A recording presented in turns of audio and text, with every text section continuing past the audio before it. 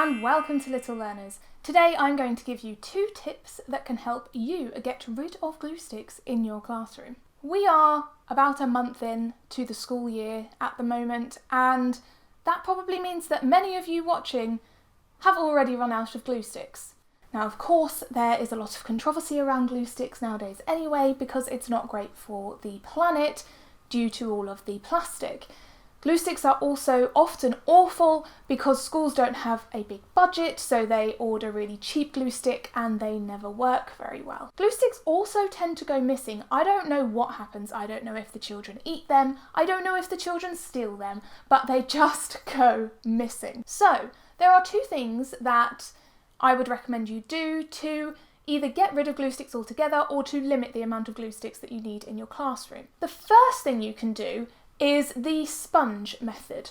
What you do is you get a Tupperware box, you get a big sponge and put lots of PVA glue on it. The children can then use this as a glue stick. They just get the piece of paper that they need to put glue on, rub it on top of the sponge and can stick it in wherever they need it. If the sponge starts to dry out a little bit, you can add some water and this will make it a lot stickier. Children can also use a brush to get some of the sticky off and brush that onto their paper as well. Of course, you can just use pots of PVA glue as well. However, once you put the PVA glue in the pot, that's it. It's not really going to go back into the bottle. It often dries up and of course it can get tipped over.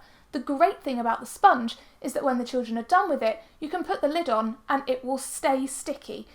As I said, if it starts to get a bit dried out, you just add some water so you can keep reusing it for quite a while. So that is tip 1. Tip 2 is to do with sticking things in books, namely lesson objectives. So at my last school, every child, every time they worked in one of their exercise books, needed to have the lesson objective at the top of their page, as well as a little key that we used for marking.